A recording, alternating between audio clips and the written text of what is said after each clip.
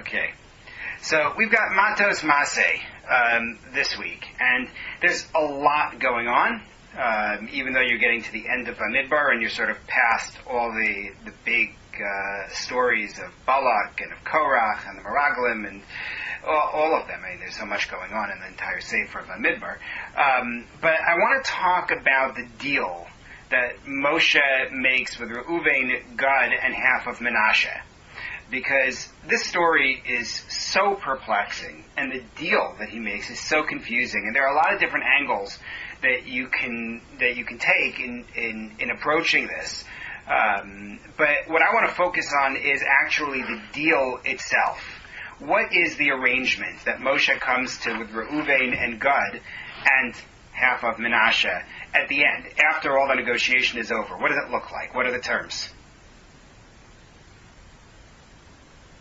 They're able to inherit the lands that's Reuven, Gad, and they had to take the 7 years of conquering the land and 7 years of distributing the lands. So that's true that they're going to have to spend the 14 years. I mean, I would note. What in the world is that noise coming from? That's where the noise is coming from. Got it. Okay. So the deal is, yes, you have to spend the time to conquer the land, divide up the land, meaning the land east of the Yarden. That's certainly true. And that ends up being 14 years. And just to make a clear distinction, Reuven and Gad are the ones who actually want this. That piece of Menasheh just sort of gets thrown in, and we'll talk about that a little bit as well. They're not part of the original request. Moshe just assigns them. But let's frame it a little differently. What is it that Reuven and Gad and half of Menasheh are going to get in the end if they do this 14-year stint? What do they receive? I know Nadav can't answer because he's in a very loud kitchen. I get that. But everybody else, what do they receive for their efforts? Land for their sheep. Right, land for the sheep, but specifically west of the Yarden. Right? We don't want to cross the Yarden into Israel. So if we do go across and fight for the land for everybody else east of the Yarden, then we get land west of the Yarden. Right? That's true. What if they don't fight? What if they say, nah, we're not interested, we're just going to camp out here west of the Yarden? Then what happens? Like, if I were to follow the rest of Bamidbar, I would have thought the answer is, well, you get incinerated. Right? I would have said you get swallowed up in the ground, or there's a big plague, or there's a massive fire, right? I mean, that's what happens when you don't listen to what you've been told to do prior to this. That's what I would have expected. But that's not what Moshe says. Take a look at source number 1. Ve'ar Moshe Aleihem. Moshe says to them, Im Yavru v'nei Gad v'nei Reuven itchem es hayarden. He's addressing Israel as a whole. He says, if Reuven and Gad go with you across the Yarden, kol chalutz lamilchama lifnei Hashem, all their warriors go before God, v'nichbasha haaretz lifneichem, and the land is conquered before you. Then unsatem lahem es eretz hagilad la'achuza. Then give them the land of Gilad, give them the land west of the Yarden. V'im lo yavru chalutzim itchem, and if they don't cross with you, then what happens? V'nochazu v'sochachem be'eretz Canaan. Then they get a share of the land with you in Canaan. Does this sound fair? If they fight for the land with everybody else, then they get the land outside of Israel. However, if they refuse to fight side by side with everybody else, then they're getting a portion in the land of Israel. No, that's not the way this is supposed to work. That sentence should have ended, then you're going to eat meat and explode. Or then you won't have any water. Or then the Amaleki and the Canaani are going to descend and attack you. Like, I'm completely missing the logic here. I get the idea of if you want land on the eastern side, you have to work for it. Right? That part I understand. I can even understand if you want to have land on the western side, you're going to have to work for it. But what in the world is this deal that they're making? What is this about? So, first of all, let's ask the question: the easier question. Why are they fighting if they aren't going to live there? Meaning, why is it that Moshe wants them to cross into Israel and fight if they're actually going to live west of the Yarden? What is Moshe's goal? It's not that he just says, well, we need more fighters. Right? He expects miracles from Hashem anyway. They're going to be vastly outnumbered and outsized, according to the Meraglim. So, yeah, they're expecting Hashem to help them anyway. It's not, oh no, if we don't have Reuven and Gad, we're going to lose. That's not the problem. So why does Moshe want them to enter? So that it won't be cut off from the rest of Israel? Good. Rabbi Tzion Führer, in his Midei Shabbat B'Shabbato, suggests something along the lines of what Yehuda just said. It's about preserving the unity of the Jews. You have a real risk, which comes up at the end of Yehoshua, that future generations are going to exclude those who live outside the land. Imagine if they didn't even fight. Right? Imagine if they never even crossed the Yarden. People are going to say to them, who are you? You're not part of us. Biologically, you may be part of us, but you're not really part of us. And Rafir suggests, going back to the point about Menashe, that may be why they send only part of Menashe. There are a lot of answers to why Menashe is thrown into the mix. Right? The Netziv says that Menashe was sent to teach Torah because the strength of Torah will be weaker there. On the other side of the Yarden, Malbim says it's because Menashe had conquered land there. You could note that all the Bechorim get portions of the land on the western side of the Yarden. Right? Reuven is Leah's Bechor. Gad is Zilpah's Bechor. Menashe is from Yosef, who is Rachel's Bechor. And then Dan ends up also getting land there. Dan also gets from Bilhah. In that story of Pesal Micha, Dan is going to get land that also seems to be outside. So there's a lot to say about why Menashe is there, but Rafir suggests that he dafka sends part of Menashe and not all of Menashe in order to ensure brotherly ties across the Yarden, because there's a shevet that identifies with each other that's going to be split. So that fits that idea. You want them to identify with everybody else. You could also add that if you have, going back to the general question of why they have to fight for the land, you could also suggest that it's because if they fight for the land, if they go there, they're also going to get to know it and maybe they'll decide to stay. We don't really want them living outside of Israel. Let them actually go see it. It's sort of birthright, except with guns. So that's another way to look at it. Okay. But that's the easy question. Why is it that you insist that they cross over? Maybe it's because of unity. Maybe it's because of seeing the land. Fine. But what is this other business? Why is it that Moshe says not unwelcome? If you take a look at the opening source, you see it there. Why is it that they are told that that if you don't fight for the land, then you're getting a portion there? Any suggestions? Nadav, I know you can't answer out loud, but you can put it in the chat if you've got a thought.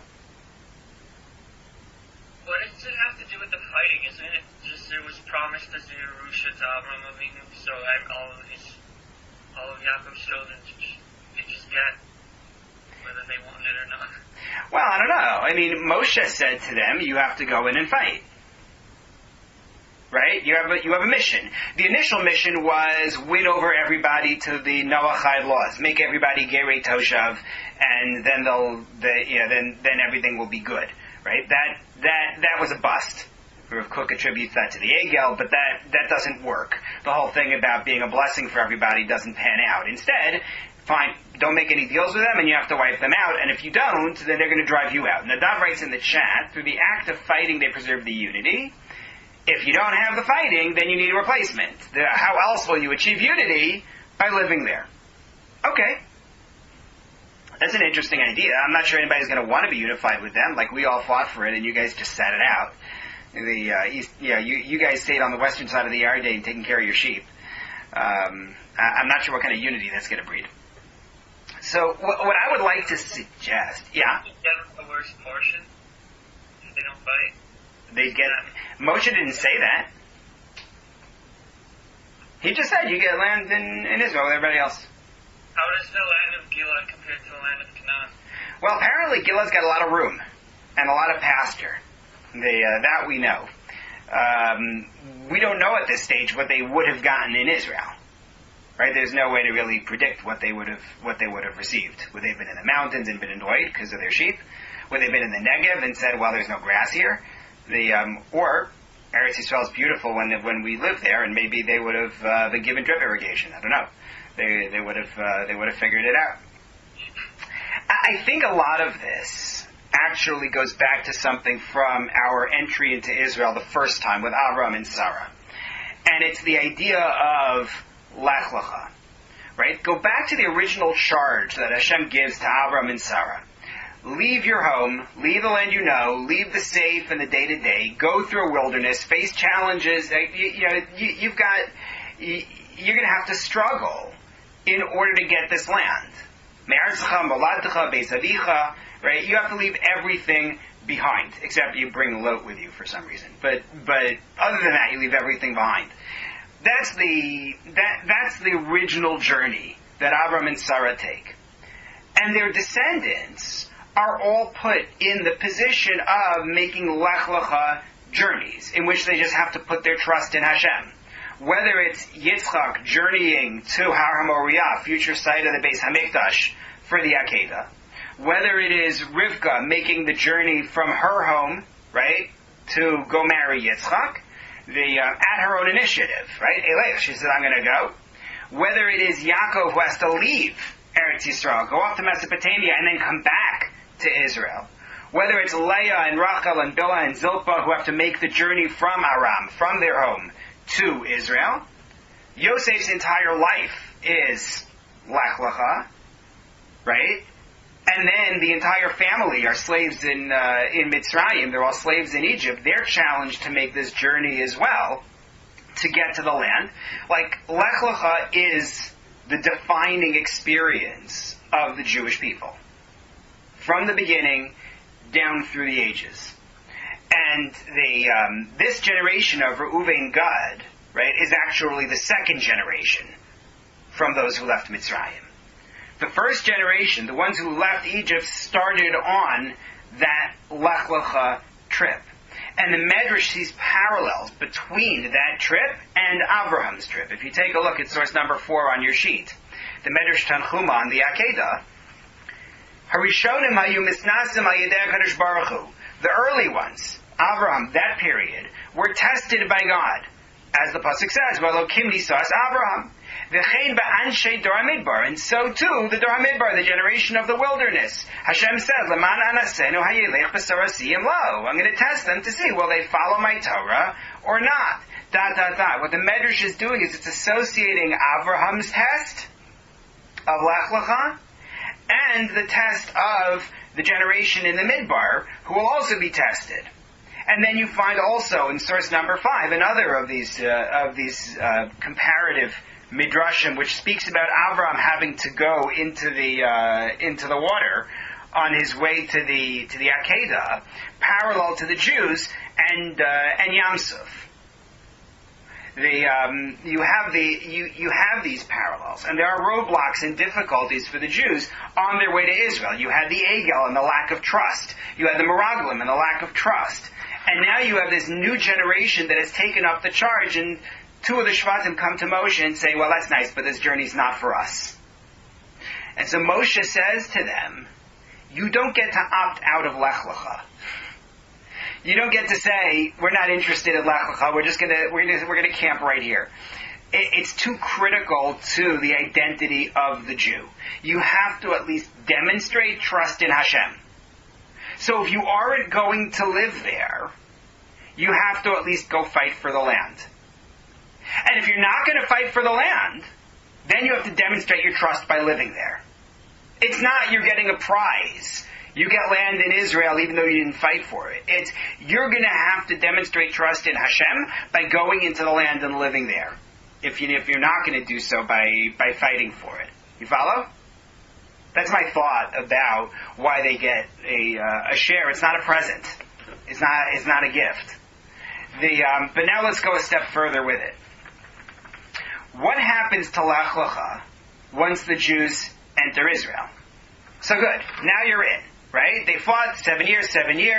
Reuven Gad Menasheh go back across the Yarden, and life goes on. So does that mean that the Lech Lecha journey is done? It's over? What becomes the version of Lech Lecha for ensuing generations of Jews?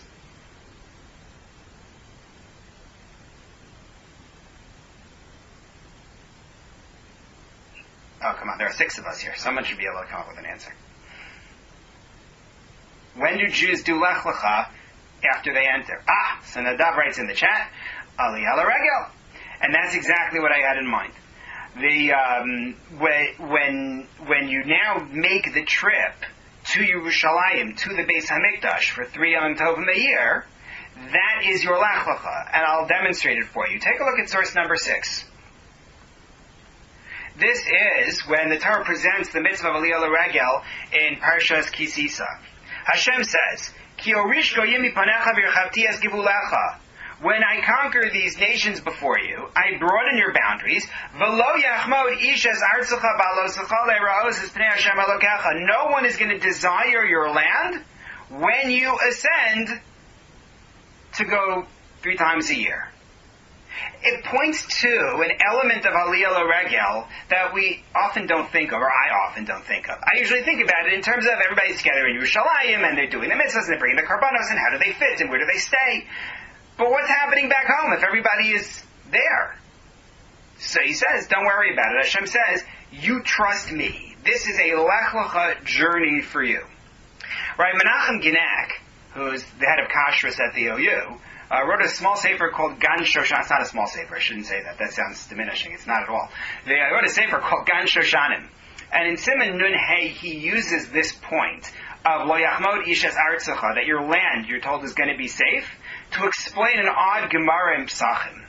If you take a look at source number 7 on your sheet, Amar Rabbi Ami, Kol Adam Sheish Lo Karka Ola L'Regel V'She'en Lo Karka Ein Ola L'Regel.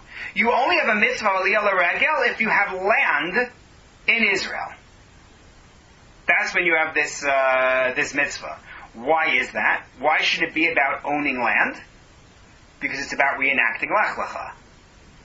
If you don't have land, then there's nothing to reenact. There's a whole discussion, which is beyond the scope of this year, about why is this not codified as halacha. And the Rambam, does Rambam believe that everybody owning 4 amos in Eretz Yisrael already qualifies, even if you don't even know where your 4 amos are? That's its own discussion. But Tosfos actually uses this argument, la halacha. Tosfos uses this for the story of Rabbi Yehuda ben Beseira.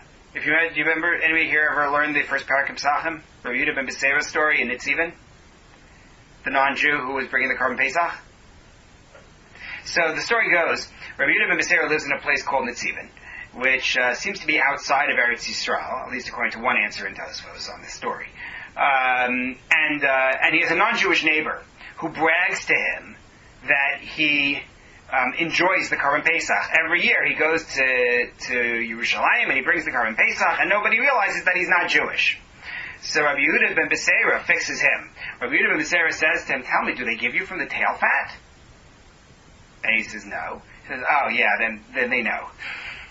That's the best part. So next year he goes for Pesach, and he asks for the tail fat, and they realize something's wrong, because everybody knows the tail fat is part of what's burned on the Mizbeach. They investigate his lineage, and they find out, wait, he's not Jewish. And he gets punished. So the question that Tosfos asks on that story, it's Psachim, Gimel Lamed Beis. Tosfos asks, wait a minute. Rabbi Yehuda ben Beseira is going for a Korban Pesach. Why don't you just point to the guy and say, that man's not Jewish, arrest that man? Like, why is he just, playing this game? So, one answer that he gives is that Rabbi Yehuda ben Beseira does not own land in Israel. He's in Nitzivan, therefore he's not chayiv in Aliyah L'Regel. Which raises other questions. What about the Korban Pesach? But that's there are 3 answers, I think, in that Tosfos.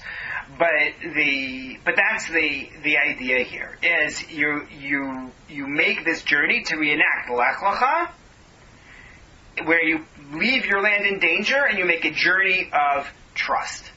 And that may also explain why we weren't obligated to live in Yerushalayim. Meaning, there's no obligation, even though the Gemara in Ksuvos, the end of Ksuvos, talks about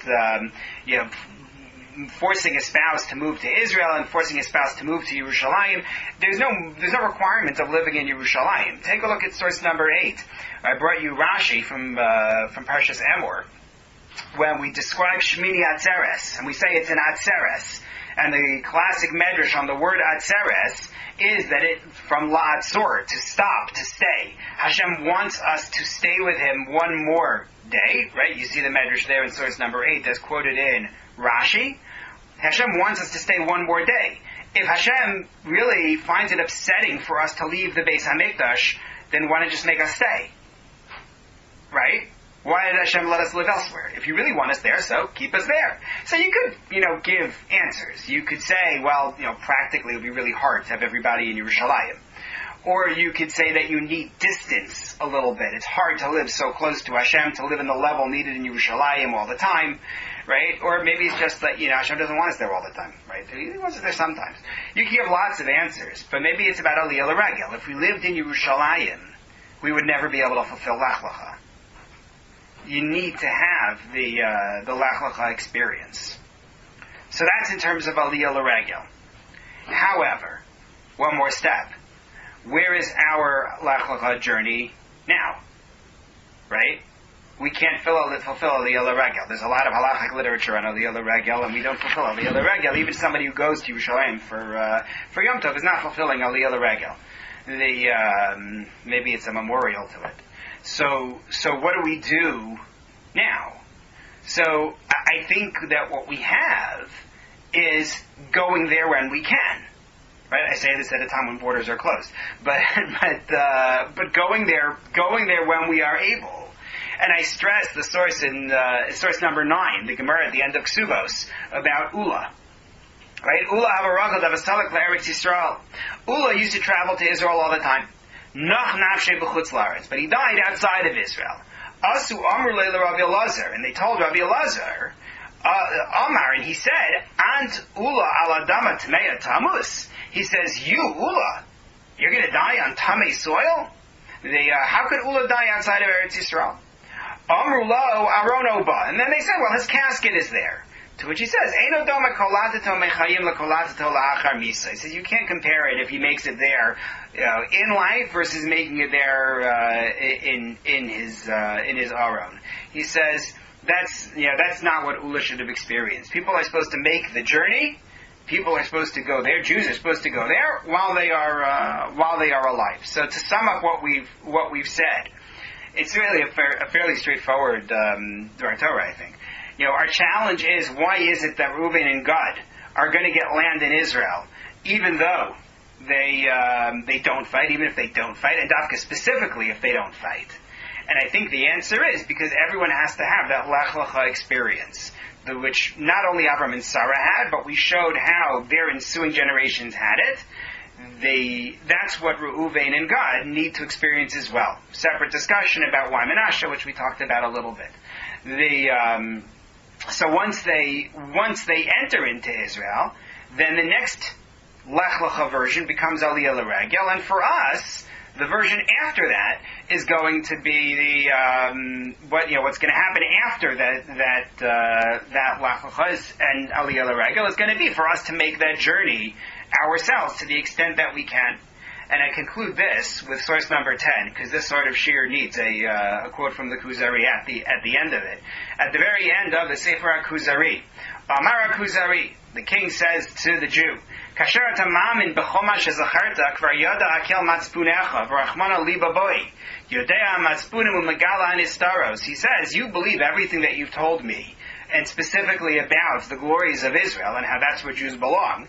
And Hashem desires the person's heart. Hashem knows what's in your heart. Hashem desires what's in your heart, and what's in your heart is that you're supposed to be in Israel. So why in the world are you living here? What are you doing? What are you doing among the Chazars? So Amar HaChaver, to which the Chaver responds both. Ze emes kasher yimana hamaaseh. He says that's true, that God only desires the heart. Your desires are enough when you can't act. Aval ha'adam Munach lo beino bein ma'avayav u'ma'aseyu. But he says a person is situated, as I translated it here, between his desires, ma'avayav, like the word ta'ava, between that which he desires, and his deeds. Meaning, you have, this is what I'm doing, and you have, this is what I aspire to. And you are somewhere in between. V'ha'adam ne'esham, ka'asher inenu mevi hasachar hanira, ela ma'aseh hatov hanira. He says, if a person doesn't bring what he knows to be right, and what he desires into action, then he's ne'esham, then he's guilty. We need to act on the desires that we have. So, it's not enough that a person says, I feel like making a Lech Lecha journey. They actually have to make good on it. And that's what is put before Reuven and Gad. Either go fight with everybody else, or make the move.